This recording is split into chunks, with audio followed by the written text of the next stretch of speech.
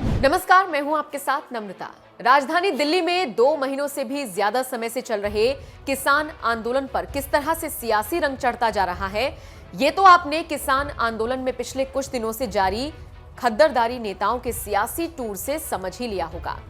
ऐसा लगता है हर कोई नेता इस किसान आंदोलन को सियासी मौके के तौर पर देख रहा है, जिससे दिल्ली, पंजाब, यूपी, हरियाणा एक साथ 4 राज्यों को साधा जा सकता है।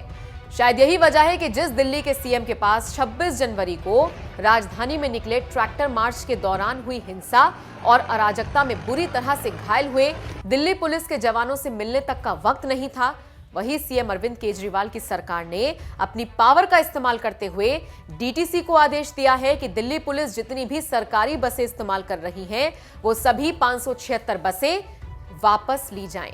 केजरीवाल सरकार के इस फैसले के बाद राजधानी दिल्ली की सियासत में जबरदस्त बवाल मचा हुआ है। बीजेपी की ओर से तो आम आदमी पार्टी पर ताबड़तोड़ हमले हो रहे हैं।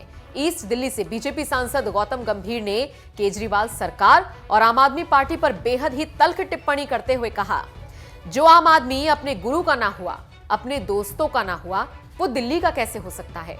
पुलिस से बसें वापस लेने का एक ही मकसद हो सकता है, दिल्ली जले तो पंजाब में वोट मिले। दिल्ली बीजेपी के पूर्व अध्यक्ष और बीजेपी सांसद मनोज तिवारी ने भी दिल्ली पुलिस से सरकारी बसें वापस लिए जाने के फैसले के बाद केजरीवाल सरकार पर गंभीर आरोप लगाए और कहा, अरविंद केजरीवाल देश के पहले मुख्यमंत्री हैं जो अपने ही प्रदेश में हमला करवाना चाहते हैं।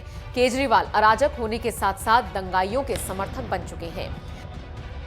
अरविंद केजरीवाल जी, आज आपने अपने आप को ऐसे एक्सपोज कर लिया कि अब और किसी बहस की गुंजाइश नहीं है कि आप मात्र अराजक ही नहीं हैं, बल्कि आप खुल के देश विरोधी, उपद्रवी, हुड़दंगी लोगों का समर्थन करने में लगे।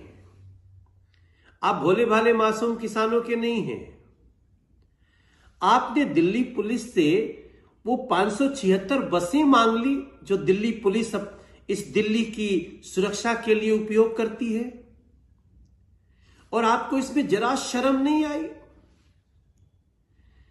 आप पहले मुख्यमंत्री हैं अरविंद केजरीवाल जी, जो खुद अपने ही प्रदेश पे अटैक कराना चाहते हैं, अपने ही प्रदेश में तिरंगे का अपमान कराना चाहते हैं। उन देश विरोधी लोगों को अगर बस से कहीं रोकने में पुलिस सफल हो रही है तो आप वो बसें ही हटाना चाहते हैं।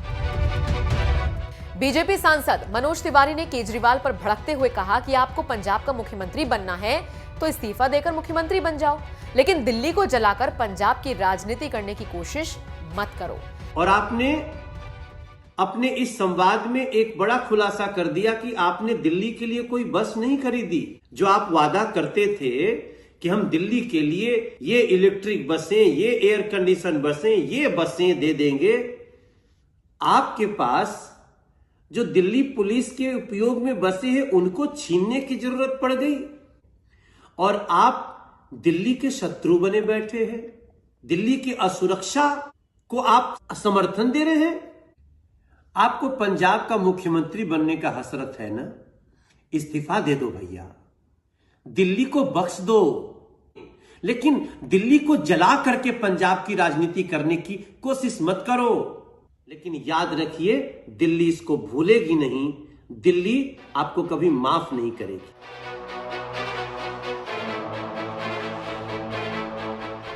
बस विवाद के बीच आपको बता दें, परिवहन विभाग के मुताबिक दिल्ली पुलिस किसान आंदोलन की शुरुआत के बाद से ही डीटीसी की बसें बड़ी संख्या में इस्तेमाल कर रही है, लेकिन अब परिवहन विभाग ने डीटीसी को निर्देश दिए हैं कि बिना सरकार की अनुमति के दिल्ली पुलिस को बसें नहीं दी जानी चाहिए। साथ ही परिवहन विभाग ने डीटीसी को निर्देश देकर दिल्ली पुलिस को मुहैया कराई गई 576 बसें लौटाने के लिए भी कहा है।